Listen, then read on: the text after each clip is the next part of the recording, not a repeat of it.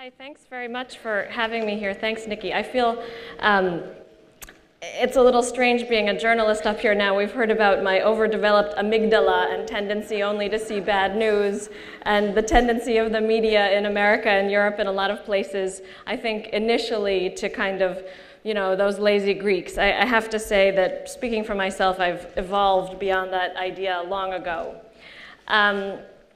I want to start by just telling you a little bit about my thoughts about Greece, the crisis, and the challenges really to covering and making sense of what's been going on in this country in the past few years. In his really beautiful 1975 film, The Traveling Players, one of your great and now late filmmakers, Theo Angelopoulos, follows a group of actors through Greece between 1939 and 1952, through those horrible, tumultuous years of the war, the German invasion, the Italian invasion, the bloody civil war, whose effects still linger in Greece today, and eventually the end of that war. And it touches obliquely on some of the key moments in those years. And sometimes in the past few years here in Greece, I've thought to myself, I wonder in the future, which of these daily events that we've witnessed will stand out and be the kind of historical in that. Is the sound okay? Okay, in this trajectory. I mean, maybe it's certainly the day in 2010 when your Prime Minister, George Papandreou, asked for a bailout. Probably some of the crazy demonstrations and votes of last fall, the day Papandreou stepped down, the day this month when Mario Draghi, the head of the European Central Bank, gave the light to unlimited bond buying. But really, for me, the story gets much more complicated, sad, and interesting and important on the days when there aren't television trucks parked in Syntagma Square ready to film riots and demonstrations, which we may see on Wednesday. They're quieter moments in the lives of people here. Maybe the day that you lost your job, or someone in your family lost a job, or your child emigrated, or your wages were cut 30%, or the that you haven't been paid, which is a fate that a lot of people in the private sector have been facing here in Greece in the last few years. Now, our job as journalists really is to kind of tell the story through the people. I got a funny email from an editor last summer on a story, I think it was in June after the second elections, and he said, "I cut the real person from your story. There wasn't space. You might want to reinstate for the next edition." I thought, that's job is to reinstate the real person in the story here.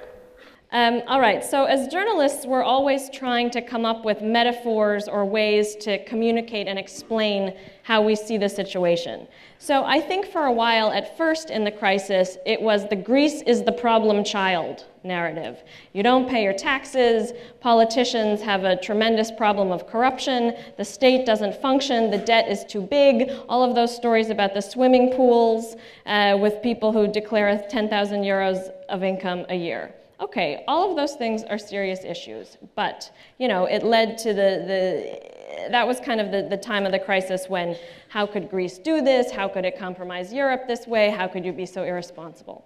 Valid points. However, at a certain point in this story, I would say probably last fall, the story really started to change. And to those of us paying attention, it wasn't really just the Greece as the problem child. This was a social experiment, and it did not look like it was going well. This was the part of the story which is the medicine is killing the patient. This was the part of the story where you could see that a middle-class economy was collapsing in real time. And you could see this wherever you look in Athens. Wages dropped dramatically, but prices stayed the same, in part because the political class hasn't had the time, or some would say the stomach, to go after the entrenched vested interests who keep prices high and control the economy in certain ways. The state has been cut, but it is still dysfunctional. One of the metaphors I've been working with lately is to think of Greece as a house that's being gut renovated while still inhabited.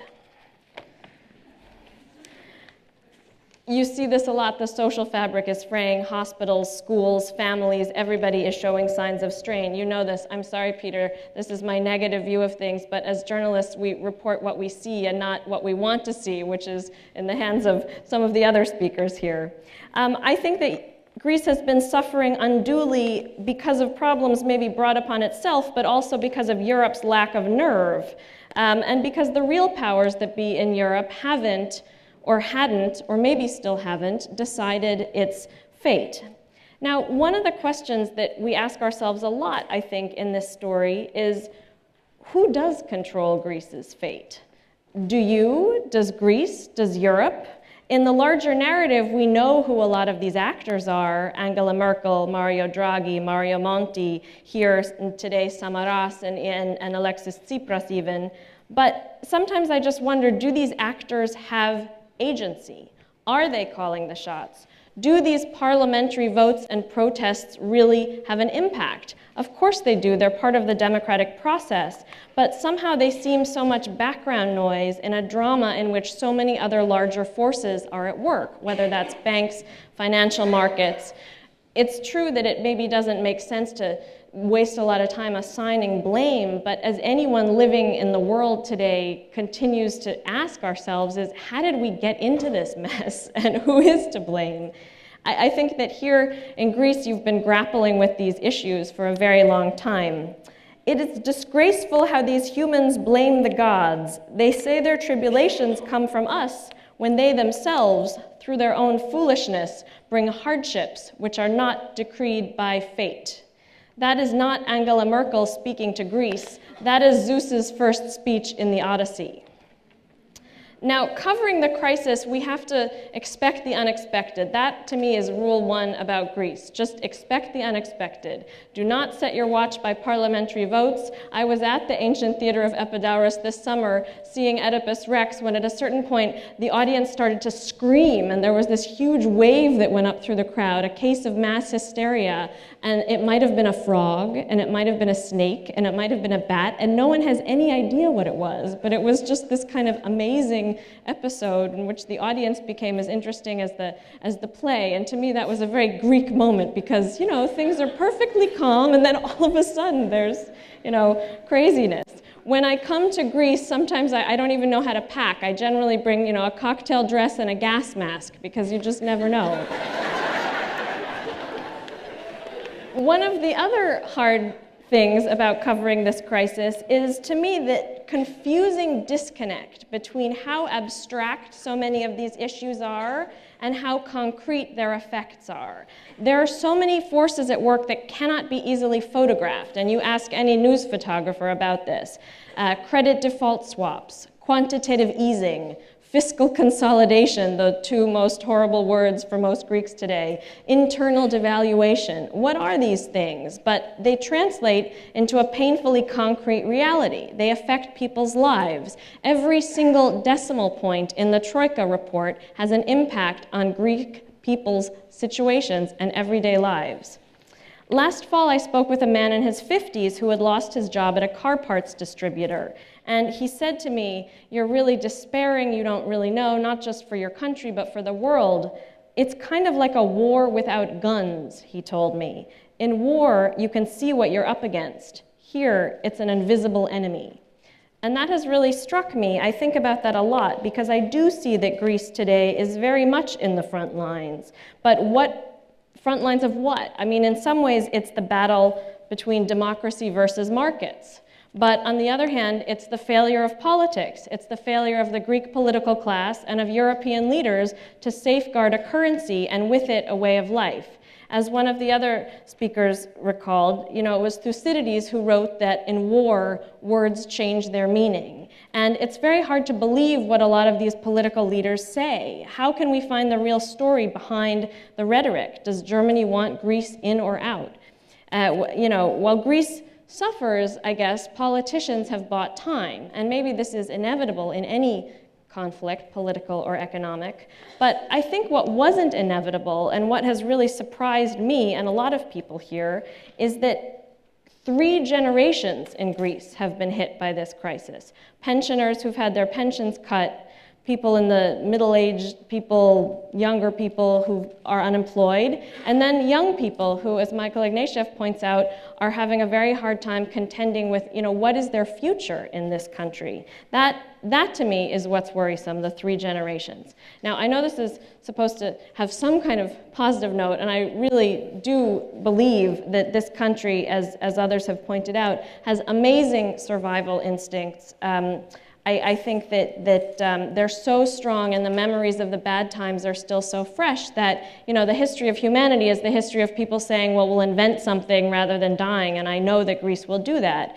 I think that the positive side of this survival instinct is a true spirit of improvisation and creativity that really comes from desperation, barter networks developing, people going back to the land, people growing their own crops, people learning to live with less, people relying on each other in ways that I think could really teach the rest of Europe and even the States and everywhere a lesson.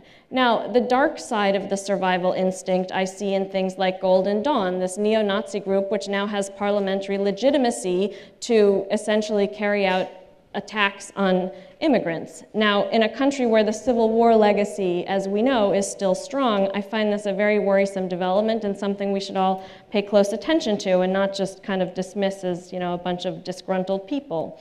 I do think that the Golden Dawn phenomenon is the result of weak institutions, and I point that out. I think it's very important to point out that the problems in Greece, so many of them, they're not moral, they're institutional. The point is you have institutions to protect against things like that. And I also think that it's a byproduct of Europe's failure to have a coherent and functional immigration policy. Now, this brings me to another point about Greece, which is that so many of Greece's problems are not just Greece's problems, they're Europe's problems, they're everyone's problems. I think today the working metaphor is still that Greece is not just the problem child, it is the canary in the coal mine. And I think that the story in Greece, to put it very simply, is can democratic Western Europe guarantee its citizens the peace and prosperity that they have come to expect as their post-war birthright? And if Greece fails, Europe has failed. And what I mean by failed is if it slips backwards decades in terms of standards of living. And it's really clear right now that Greece is being tested, but I think that Europe is also being tested too. And I think we'll all be very curious to see how this all shakes out. Thanks a lot.